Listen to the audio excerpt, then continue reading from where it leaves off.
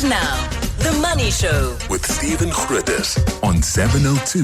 Let's walk the talk. The Money Show with Stephen Grootes brought to you by ABSA CIB. Honoured as the best research house for the 8th consecutive year at the JSE Spire Awards 2024. Good evening, welcome to the programme. I'm Stephen Grootes. Well, we saw the first blow, the first shot, if you like, of the global trade war on Tuesday. Today, China firing back, a blanket tariff of an extra 31% on all American goods entering China. And of course, if you look at the sort of almost economic parity between the two compared to the rest of the world, it would be China that would be the one economy that's in a position to do this. We, of course, are not. And what we've seen is that Parks Tau, our Minister of Trade, Industry and Competition, has confirmed today there'll be no reciprocal tariff from South Africa on the United States. We'll focus, of course, on that in just a moment on The Money Show. Also, a very important letter, an interview that I would suggest you stick around for. Busi Mavuso is, of course, the chair of Business Leadership South Africa, and she is one of the people who seems to have signed a letter, a business leader, asking the President, Cyril Ramaphosa, and the leader of the GA, John Steenhuisen, to do what they can to keep the current national coalition together. So, important issues there. We'll be looking at that in a moment as well. I don't know if you've got a view on how far business should be involved in South African politics, but obviously the big focus still around tariffs. 011 883 0702 021 446 0567 and voice notes tonight on 072 702 1702. Don't forget the Friday Biz Blitz in around 40 minutes from now. 702. 702. Stephen is on The Money Show. 6 to 8 p.m. Well, the international trade war is on. China imposing blanket tariffs of 31% on American goods in response to what was fired by the US President Donald Trump on what he called Liberation Day earlier in the week. The consequences around the world, of course, are immense. Global stock markets down, the JSE down by 5.26% on the day. Some of the numbers are just incredible. Platinum at prices we haven't seen for quite some time. In the middle of that, confirmation today from our Minister of Trade, Industry and Competition, Parks Tau, we will not be imposing reciprocal tariffs on the United States. We currently impose tariffs of around 7% on the US. Trump has imposed tariffs of 31% on us. But Tau did say that our government is speaking to other countries affected by Trump's tariffs to see if we can work together. We start your coverage tonight with Dr. Goolam Ballim, the Chief Economist at Standard Bank. Goolam, good evening. Firstly, I presume if we were to impose tariffs on the US in response, it would hurt us, right? Stephen, you're correct. I think there's a deep asymmetry between ourselves and the United States. And the United States can double up and harm us even further because in the grand scheme of the international relationships, whether it is trade, aid, or financial flows, South Africa is eminently dispensable. We're not a big market for China's goods and services. So you're correct. We, to use the well-worn saying, we cannot believe that we will be arriving at a gunfight armed with a gun when engaging the United States. So we've got to choose a different method of engagement and a different method of concessions. But again, as you also in your opening remarks suggested, China is different. China is a behemoth. China has the capacity to be able to confront the United States armed with these reciprocal tariffs, or at least signaling to the United States that we will not blink, we will not balk, and then through that process reaching some conciliation, which in fact was the case during President Trump's first term, where there were these exact type of tariffs followed by counter-tariffs, and then a phase of conciliation, and then the United States assailed China for its weak currency and led to another phase of containment.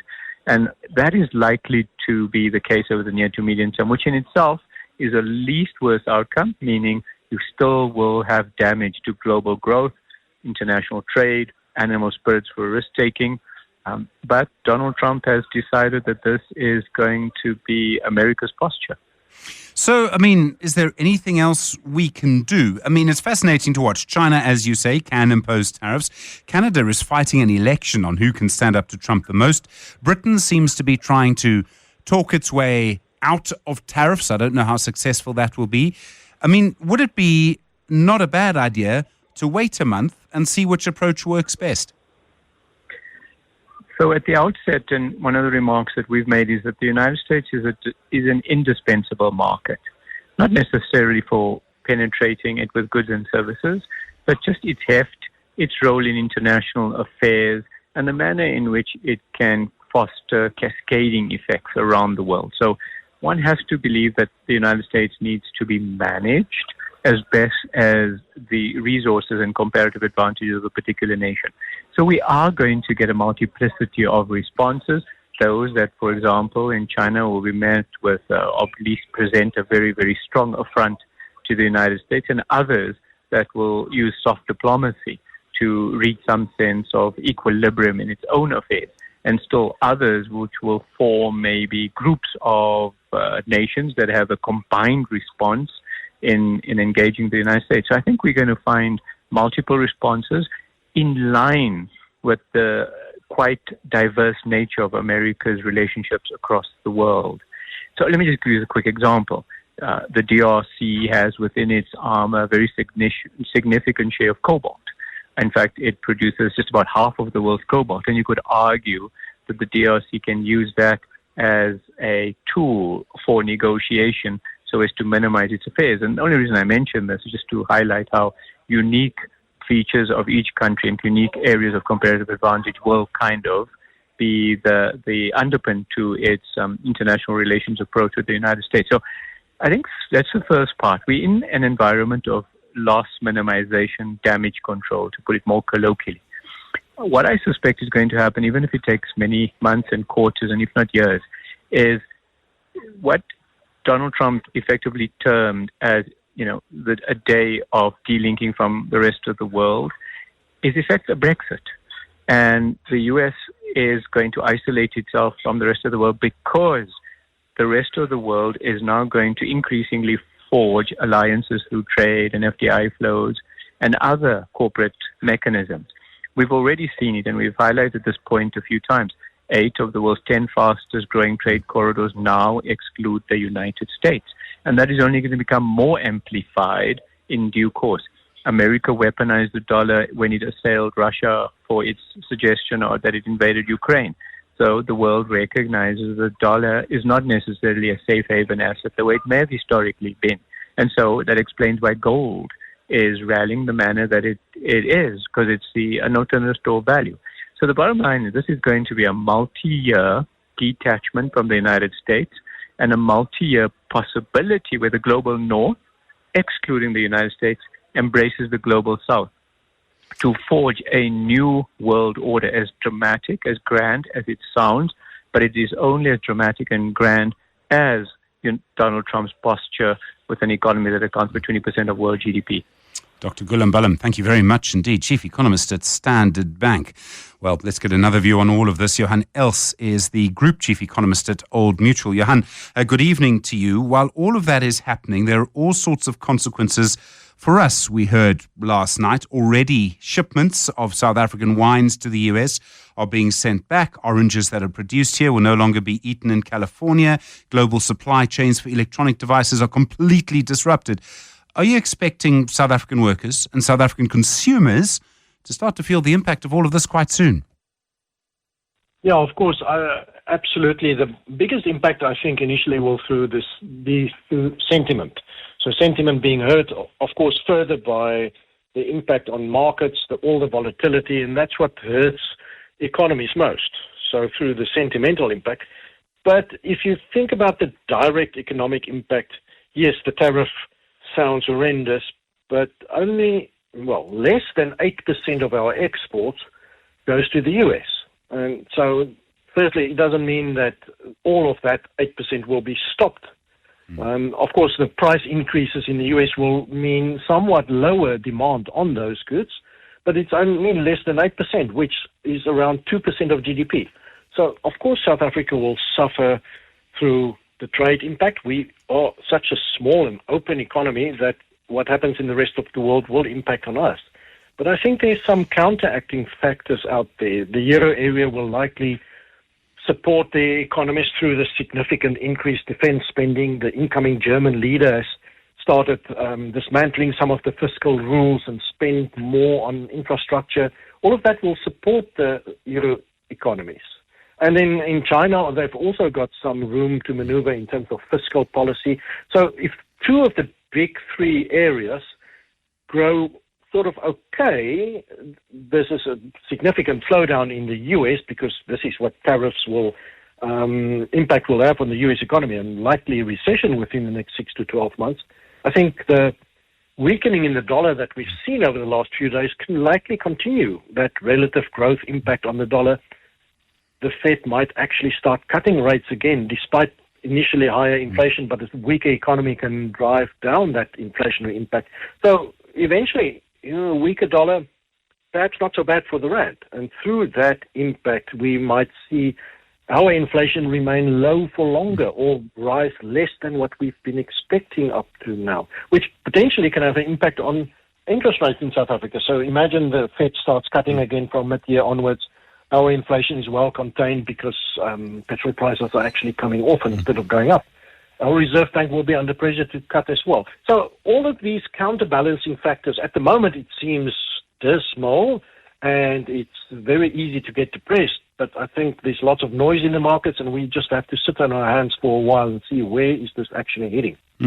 Is there anything at this stage our government and South African businesses can do to try and mitigate the worst of all of this? I mean, I hear you, only 8% of our exports, but it still does mean that in certain sectors, people who have been employed in producing those are going to be badly affected. And I'm thinking particularly about people who make BMW X3s, for example.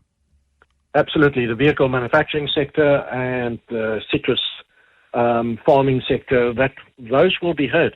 The best government could actually do is do what they're supposed to be doing in recent years, enhance policies, faster and better policy implementation in terms of getting the private sector easier access into the economy through what has happened, admittedly, in the electricity sector, but hasten up those policy implementations across other areas, logistics within Transnet, electricity grid, and Transnet has been making Treasury has been making the noises that they're going to ease up on regulations, but do it now, do it quicker, do it fast, do a big bang policy approach and support the economy through that way and insulate us a little bit better against these global shocks.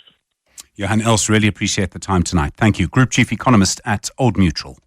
The Money Show on 702. Monday to Friday, 6 to 8 p.m. Fun24 reporting this evening, a group of business leaders writing to both President Cyril Ramaphosa and the leader of the DA, John Steenhuisen, asking them to find a way to save the current national coalition, which is obviously the ANC, the DA, but also in this case, including the IFP.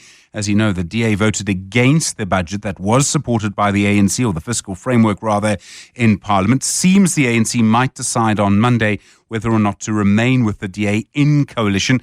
Also not entirely clear what the DA wants to do now, as they are the ones who voted against the budget.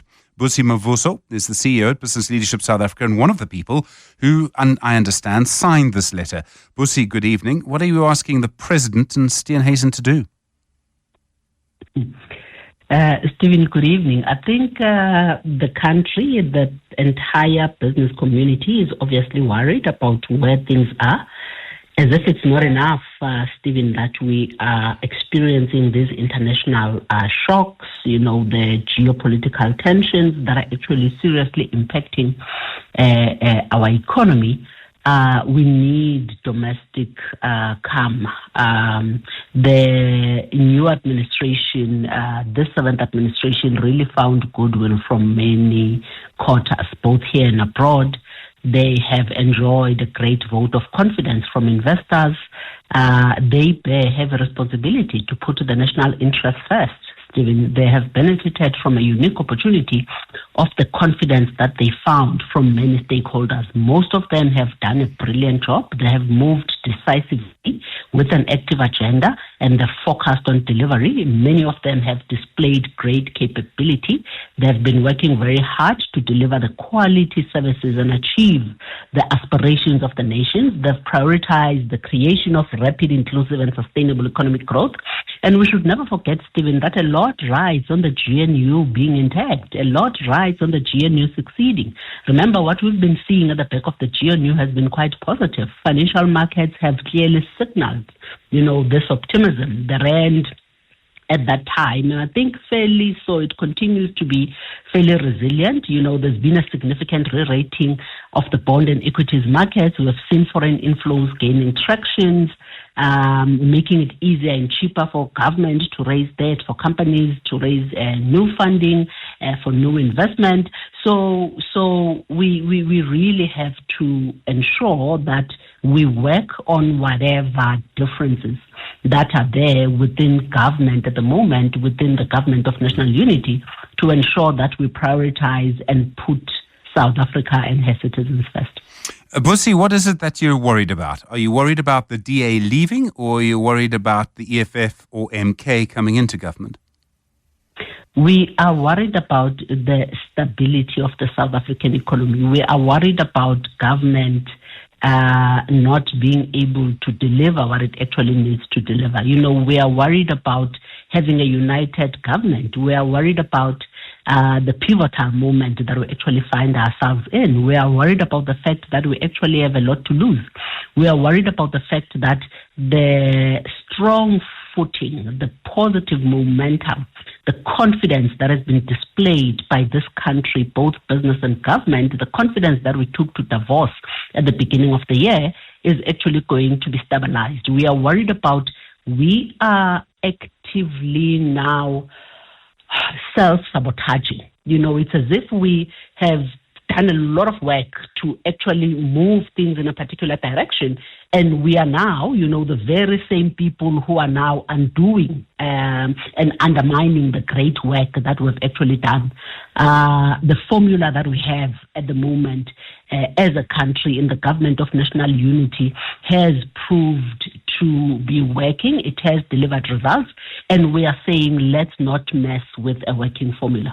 I must ask you, I'm sure you know Parks Tau, the Minister of Trade, Industry and Competition, confirming today there'll be no reciprocal tariff imposed on the US in return for what the US President Donald Trump announced this week. Do you believe that's the right strategy? I mean, should our government maybe be a little more assertive against the Trump administration?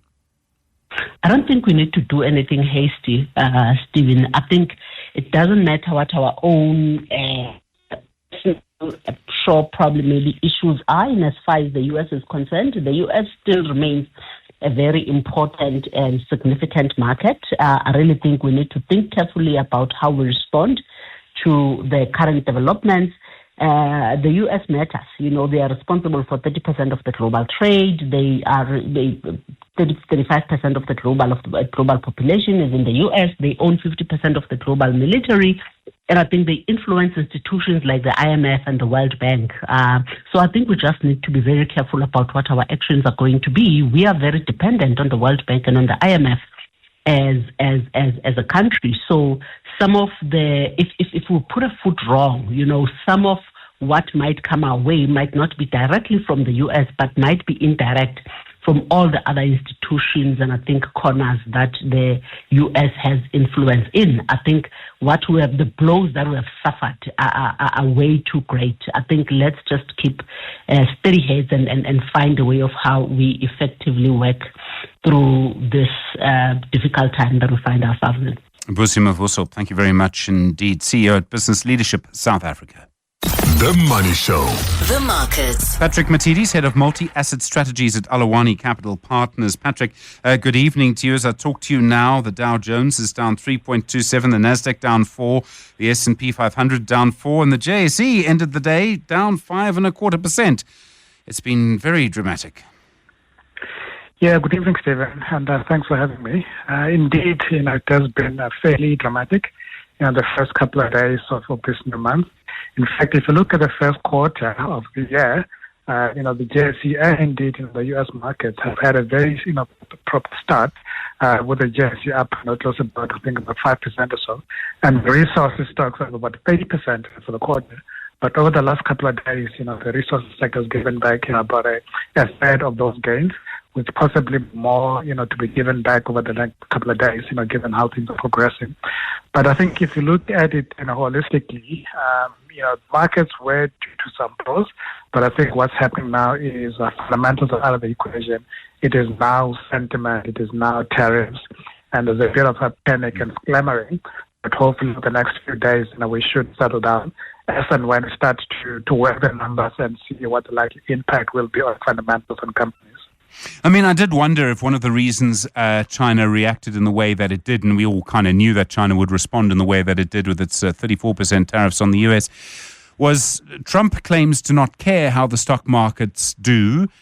China, I think, is going to see if that's really true. They're going to do what they can to push US stock markets down. This is one way to do it.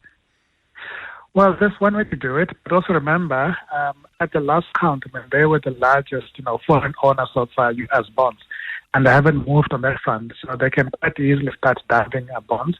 That U.S. bond market has actually been holding up quite nicely, so they can use that as an excuse to take profits. But aside from that, this tit for tat, at some point, if you look at how the markets are reacting, especially in the U.S., it is pointing towards some damage being done further down the line to the U.S. economy. And therefore, at some point, sooner than later, hopefully, Trump will need to care about the impact of his policies on the average American. I mean, the rand obviously went through 19 rand to the dollar today, and you would expect that. I did wonder if that would have happened with the tariff fight anyway. It didn't seem to me to have a huge amount to do with the concerns around our coalition. Obviously, difficult to know.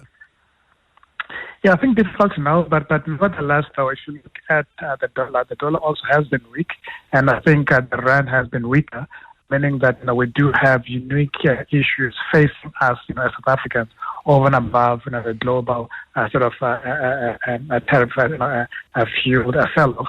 And I think with that calculation, one can't help but feel that there is a lot of anxiety creeping into the rand. And that anxiety being driven by what is likely to play out if you look at the politics of the budget and the subsequent events thereafter. So let's see what happens next Monday after the ANC weekend get together. Let's see where the court action leads the DA. But it is starting to look like the rand is pressing in some fracture on the local political side. Hopefully we don't get there. But clearly indications are that we may need to get there first. I mean, obviously, we've seen stock markets fall like this before, both in South Africa and around the world. They tend to recover. I suppose the question really is when and what that will take. The problem is that we're now in a position where countries that have democratically elected leaders, those leaders have to stand up to Trump for their constituencies. Canada's the best example of this. That's what's going to make this so difficult. This is going to run and run. Yeah, absolutely. So, whoever has got the biggest guns gets to win the fight of the day. And so far, the U.S. has got that, right? And I suppose that China also sort of a close second, given the size of the economy and the nature of the trade between the two countries. But for the rest of us, unfortunately, we are too small. It's a David and Goliath type of situation where we end up being takers with very little ability to kind of reciprocate and actually fight back. So hopefully, the pressure that is likely to come from the U.S. from within, right? If you look at the average, American, the likely impact on inflation domestic in the U.S., hopefully that becomes a greater force for change within the U.S., with the likes of us actually ending up benefiting with some recovery or some reversal of some of these tariffs. Patrick Matidi, thank you so much. Head of Multi-Asset Strategies at Alawani Capital Partners, bringing the time to 6:30. The Money Show with Stephen Grootes, live on 92.7 and 106 FM. Streaming on the Prime Media Plus app. and DSTV channel 856. Well, good to hear from you this evening on 011 883 0702 and 021 446 0567. It's always difficult to know how far business should go when it comes to politics. But I do think that we are in a situation now where if your interests are concerned, if your interests are threatened, well, maybe you do need to, at the very least, speak up.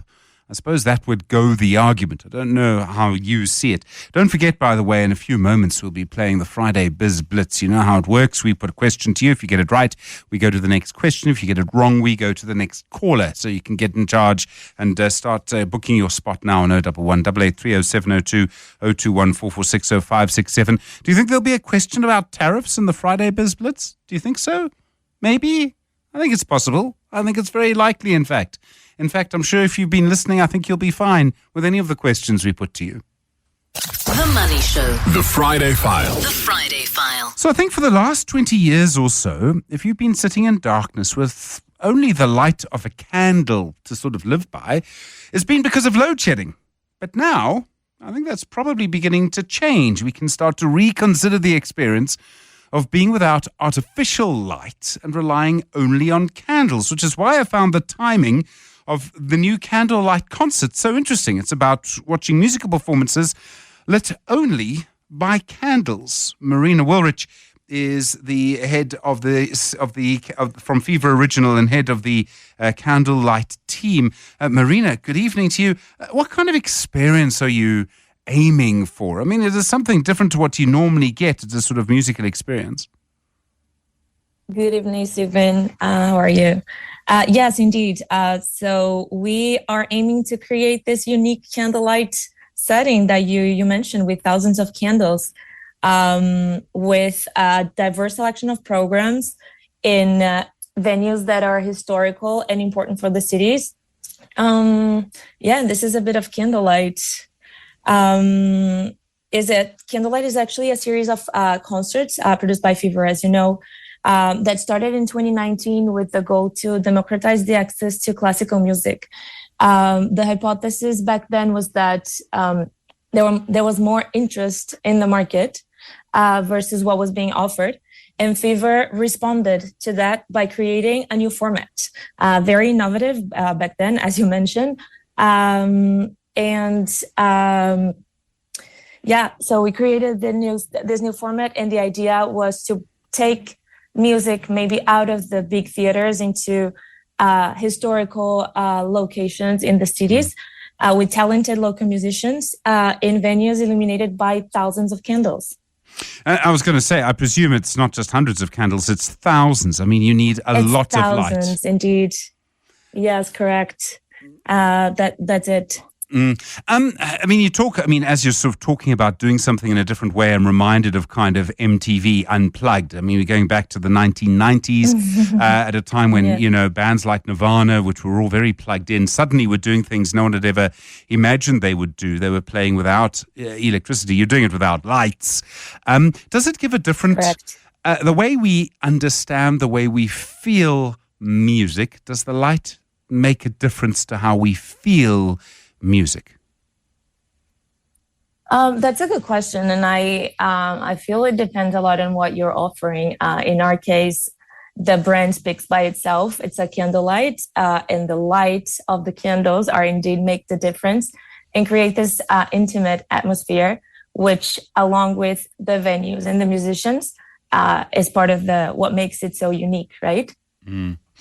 I was thinking about the musicians because I was sort of, most musicians on most instruments, actually it's all by touch. You don't need to feel the instrument. But I was wondering if the experience of producing music under those circumstances is slightly different as well. There is something, and I don't know if this is just because I think many of us will remember, candlelit services or candlelit ceremonies or I don't know, carol evenings for some of us, whatever it was. Anything involving a candle kind of takes you back to your first experience of that because it's so rare. And that for most of us would have been as children. Yeah. And the actual music that you're playing, what kind of music are you playing? So we have a diverse variety of programs. Candlelight, when we started, as I was mentioning back in 2019, with a new concept, a new format, it was pretty much classical music, Vivaldi, Mozart, Chopin. But it has evolved during the last 6 years now. And now we have distributes to contemporary artists such as Queen, ABBA, Coldplay. All of them played with classical instruments, so string quartets, piano, orchestra sometimes. And with that, we were able to engage a diverse range of, audience by including these new genres into our programs. We also play jazz sometimes and slightly different that go a bit outside of the classical world, but is still in a very intimate setup with thousands of candles, as you mentioned. You're doing this in different locations. How did you select the locations? I mean, one of them is a church, for example, quite a well-known church. Indeed. So there are different criteria that we use to select the venues. I would say the most important is the relevance that the venue has in the city, the location has in the city. We want people to be able to experience also these venues in a different way. At the church, as you mentioned, normally people go to services, but have you ever imagined that you could go watch a candlelight concert inside a church? And that's what we're trying to provide. Apart from, of course, it being accessible, it being in a good location, and then other technical criteria that I'm not going to get into. But the main criteria is how iconic and relevant the space is for the city. As you know, apart from the church, we are now going to have concerts in Pretoria as well, which we haven't premiered yet, at the Voortrekker Monument, which is one of the main places in the city. And we're looking to merge the iconic historical venues with music in a candlelight setup. Do you change the music depending on the venue? I mean, do some venues sort of lend themselves to different types of music by candlelight? It can happen, especially in churches.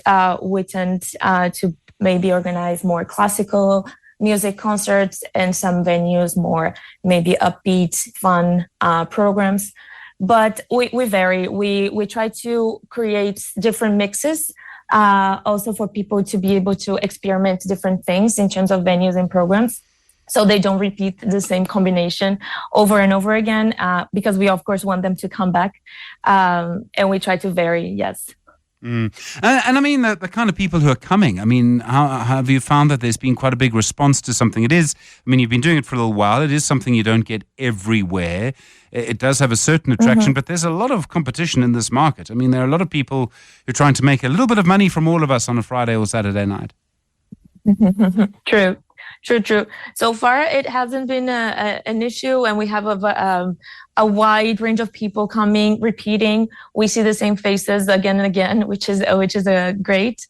And yeah, I think the fact that it's so unique and different also attracts people, maybe versus the other people who are trying to get our money with tickets on the weekends. And I mean, do you think there's going to be a lot more growth? I mean, have you looked at going to other cities, Cape Town perhaps? I imagine there'll be quite a few venues in Cape Town. Definitely. Currently, we have a few concerts. We have concerts running in Cape Town, in Johannesburg, Pretoria.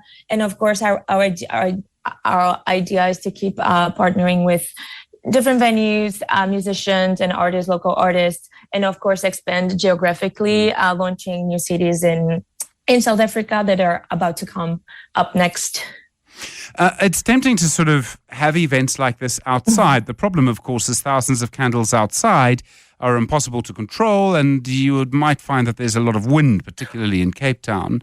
But there might be one or two venues where you can do some of it outside, which would have a whole different atmosphere. Indeed. The candles are LED candles, just to clarify, for the sake of safety, public and venue, and historical places. But indeed, we do organize open-air concerts in many of our cities and countries. Currently, winter starting in South Africa, it's not the best time of the year, but that's something definitely that is going to happen in the next summer. And I mean, are you expecting to sort of continue to grow? Are you doing this in other parts of the world as well? Oh, yeah, definitely. We're currently present in over 150 cities, over 20 countries, with ongoing concerts happening all over the world. And that's partnering also with local artists, giving artists this platform for them also to engage with the audience, and with iconic venues as well, for people from many, many different cities to be able to have this experience of merging classical music, candles, and the historical places of their city. Marina Willrich, thanks very much indeed. I really appreciate the time. The senior leader at Fever Original, in charge of their Candlelight Concerts.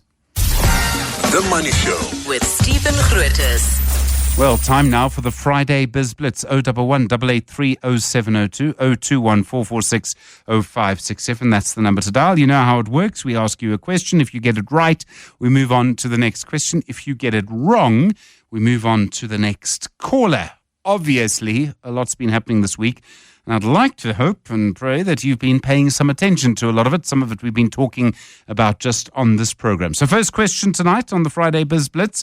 The 2nd of April is the day that the Trump administration slapped tariffs on most countries. What has the US President Donald Trump called it? The 2nd of April. What does Donald Trump call it? The day that all of the tariffs were instituted. What does Trump call it? 011 883 0702 021 446 0567. The Money Show With Stephen Grootes, live on 92.7 and 106 FM. Streaming on the Prime Media Plus app. and DSTV channel 856. The Money Show with Stephen Grootes, brought to you by ABSA CIB, honoured as the best research house for the 8th consecutive year at the JSE Spire Awards 2024. First question tonight on the Friday Biz Blitz, the 2nd of April, the day Trump's administration stamped tariffs on most countries. What's it been called by the US President Donald Trump? 011 883 0702 021 446 0567. Let's start with Stacey in Midrand. Stacey, hi. Hi there. Hi, Stacey. Yes, it's called Liberation Day. It is Liberation Day, Stacey. I don't know if you read The Economist, they called it Ruination Day, but you are correct. Liberation Day is what it is. Okay, second question on the Friday Biz Blitz. Name the international restaurant chain that first became known because all of its waiter staff were female and they all wore orange, and it sold a lot of chicken wings, and it filed for bankruptcy this week. Hooters. It is Hooters, Stacey, yes. Okay, indeed. So in the bankruptcy process, the company is going to sell all of its 100 company-owned restaurants to franchise groups that operate Hooters, and the combined group operates 1/3 of American franchise-owned locations, which is a very large number. All right, Stacey, ready for the third question on the Friday Biz Blitz tonight? The ZiG is the currency of which neighboring country? The what? The ZiG. Zig. Of which neighboring country? ZIG. Yeah. Okay. It's not. I have to say it's not Namibia. Or I'll probably lose. Come on, Stacey. You can't mention them all. I want to say Lesotho. I'm sorry, Stacey. It's not Lesotho. Lesotho does have the world's highest tariffs from the US, but it's not Lesotho. Stacey, thank you. 011 883 0702 021 446 0567. The ZiG is the currency of which neighboring country? James in the Republic of Randburg. James, hi. Hi. The ZiG is Zimbabwe? It is Zimbabwe, James, yes. It's been the official currency of Zimbabwe since the 8th of April last year. And, of course, it means that what's happening there is that the Zimbabwe still really is relying on the US dollar because of all of the problems that they have there. All right, James, you ready for the next question? Yep. Here we go. The ICT group, IOCO, is previously known by which name? EOH. It is EOH, James. You've clearly been listening to The Money Show for a long time. All right, so IOCO, they were formerly known as EOH, reporting this week significant progress in their turnaround strategy. Despite a decline in revenue, it achieved a very big increase in earnings, and headline earnings per share increased to 19 cents. But the main story about it was that they turned a profit in that period. It's the first time they've turned a profit since all of the problems they had with state capture.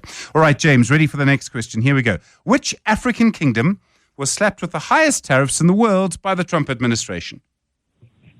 Lesotho? It is Lesotho, James, yes. A 50% tariff on Lesotho is the highest on any of the highest of any of the nations that were announced this week. And Trump, of course, made all sorts of claims around how Lesotho operates. Okay, are you ready for the last question on the Friday Biz Blitz? I'll try. Which social media company could be banned in the US unless it is sold off to a local American company by tomorrow? Not TikTok again. Is that your answer? TikTok. It is TikTok, James. Congratulations. You are the winner on the Friday Biz Blitz. Yeah. Okay. James, you can tell all your friends. James is from the Republic of Randburg. And it is TikTok, the US government, raising national security concerns. They have been claiming that the Chinese government could access user data. Lawmakers have also pushed for a forced sale to ensure that the app still is able to be used in the US. But the owners, ByteDance, they've said no. And they argue such a move would violate legal and business rights. You may remember, of course, that Trump, in inverted commas, saved it, although he wanted it banned.